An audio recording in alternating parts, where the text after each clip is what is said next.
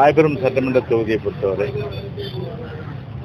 அதாவது எங்களுடைய ஆட்சி காலத்தில், அதாவது அம்மாவுடைய அரசு இந்த காலத்தில் நல்ல பல திட்டங்கள், குறிப்பாக வந்து ஏழை எளிய மக்கள், நடுத்தர மக்கள், அவர்கள் பொதுவாக மழையிலும் வெயிலும் கஷ்டப்படுறாங்க. ஒரு அடிப்படை வசதியில் கூட இல்லாத ஒரு சூழ்நிலையில் அடிப்படை கட்டமைப்பு வசதிகளை ஏற்படுத்தி தரணும் ஒன்று.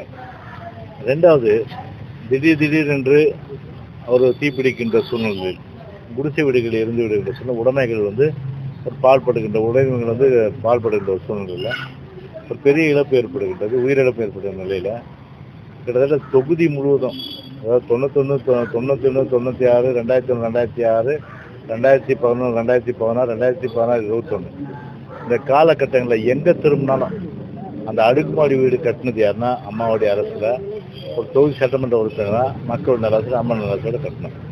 அந்த அடிப்படையில் தான் இப்போ வந்து உங்களுக்கு தெரியும், மூலக்கொத்தத்தில் கட்டப்பட்டிருக்கின்ற ராம்தாஸ் நகர், அதே போன்று பிரிவில் தோட்டம், நம்முடைய பால் டிப்போ, அதே போன்று நம்முடைய கன்னிமா கோயில் அவங்களை ஏமாற்றிட்டாங்க, அவங்களுக்கு அலாட்மெண்ட் கொடுக்கல, எங்கேயோ இருந்து வந்து கொண்டு வந்து இங்கே உட்கார வச்சுருக்காங்க. இப்போ சட்டமன்ற உறுப்பினர் தேர்ந்தெடுத்துக்குன்னா அவங்களையும் வந்து இங்கே கொண்டு வந்து நம்ம குடியமர்த்திருக்கோம். இப்படி வந்து பார்த்தீங்கன்னா பல வீடுகள் காலியாக இருக்கிற சூழ்நிலை இங்கே இருக்கிறவங்களும் கொடுத்துருக்கலாம். ஆனால் இங்கே இருக்கவங்க தொகுதியில் உள்ளவங்க கொடுக்காம காலியாக உள்ள இடங்களை வந்து வெளியே இருக்கிறவங்களுக்கு கொடுத்து இங்கே இருக்கிறவங்களுக்கு பெரிய அளவுக்கு வந்து ஒரு மோசடியை பண்ணிட்டாங்க. சரி, ஒரு எம்எல்ஏ வந்து இந்த அரசுக்கு கோபம், எம்எல்ஏ இந்த சட்டமன்ற உறுப்பினருக்கு உடனே செஞ்சால் எனக்கு நல்ல பேர் வந்துன்னு 4 வருஷம் அவங்கள படாத பாடுபடுத்தி முடிஞ்சு விடு. இப்போ இன்றைக்கி கூட பாருங்கள், நீங்கள் வந்து இந்த பத்மநாபா நகர் போகணும், அது எம்எஸ் நகர் அவ்வளோ அருமையாக கட்டி முடிச்சிருக்கு. இன்னும் கூட அவங்க கிட்டத்தட்ட 3 வருஷமாக அவங்க வந்து வெளியில் வாடகை கொடுத்து எப்படி இருக்க முடியும்? அவங்க வாடகை கொடுத்துட்டு இருக்க முடியாது.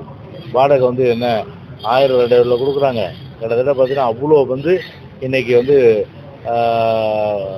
10,000 ரூபா, 7,000 ரூபா, 6,000 ரூபாய்க்கு மேலே தான் வாடகை. அப்போது ஒரு சாதாரண வந்து நடுத்தர மக்கள் எப்படி அவங்க வந்து 6,000 ரூபா, 6,000 10,000 கட்ட முடியும்?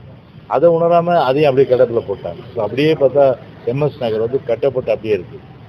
அதுவும் வந்து பார்த்தீங்கன்னா அதிமுக மேலே கோபம், எம்எல்ஏ உள்ள கோபம், கட்டினா உடனே கொடுத்தா எனக்கு நல்ல பேர் வந்துடும், கட்சிக்கு நல்ல பேர் வந்துடும், அதுவே கொடுக்காத அப்படி சொல்லி நிறுத்திருக்காங்க. இப்போ அதுவும் கட்டி முடிச்சு அப்படியே வேஸ்டாகுது. குடியமர்த்துறது இங்கே நீண்ட நாள் போராட்டத்துக்கு பொதுமக்களாக போராடின பிறகு அலாட்மெண்ட் கொடுத்தாங்க.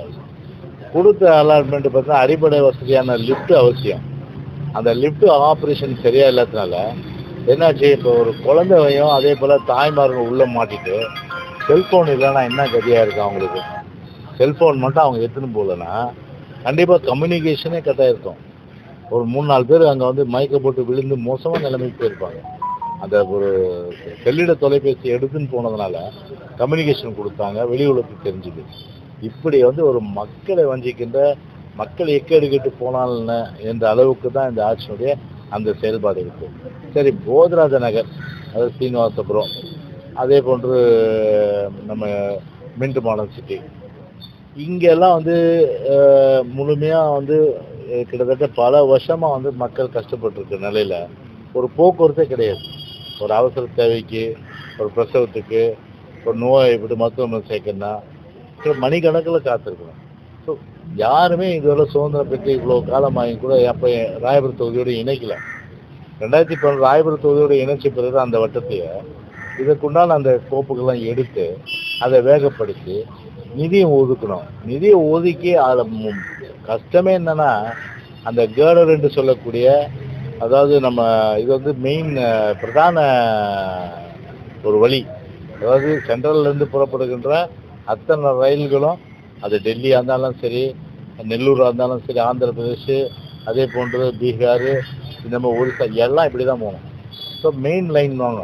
அந்த மாதிரி பிரதான லைனாக இருக்கிற இடத்துல டிராஃபிக்கை கட் பண்ணுறது அவ்வளோ பெரிய விஷயம் இல்லை. டிராஃபிக்கை கட் பண்ணி ஒரு பக்கமாக ட்ரெயினை ஒதுக்கி கேர்டரை வந்து வெளி மாநிலத்துலேருந்து தூக்கின்னு வந்து இங்கேயே லேபரெல்லாம் உட்கார வச்சு சாப்பாடு போட்டு பிரதான வேலையாக தான். அது மட்டும் செய்யலைன்னா இந்த ஆட்சிக்கு புத்தியும் இருக்காது, அறிவும் கிடையாது. அது அப்படி இன்னும் கடப்பில் போட்டிருப்பாங்க. அப்படி வந்து அதை வந்து நாங்கள் செஞ்சு கொடுத்துட்டோம். அந்த கேர்டரெல்லாம் போட்டு வச்சுட்டு அது சபையும் போட்டு விட்டோம். இணைக்கிறோம். இணைக்கிறது யாருடைய வேலை? ஸ்டேட்னுடைய வேலை. அந்த ஸ்டேட்னோட வேலை கார்பரேஷனோட வேலை. அந்த சென்னை மாநகராட்சி பணமும் நாங்கள் ஒதுக்கிட்டோம்.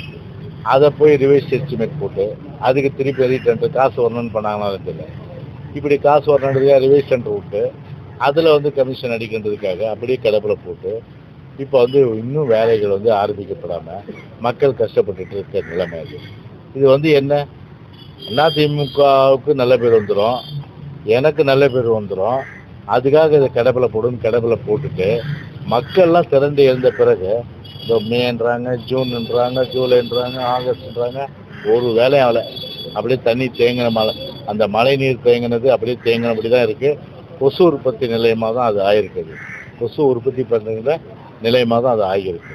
அதனால் இதை உடனடியாக வந்து இந்த இணைக்கின்ற வேலையை சென்னை மாநகராட்சி மேலே துரிதப்படுத்தி அதை திறந்து வச்சு ஒரு பழிவாங்கும் போக்கு மக்களை வந்து வஞ்சிக்காமல் துரிதமாக செயல்பட வேண்டும் தான் மக்கள் கேட்டுக்கிறாங்க.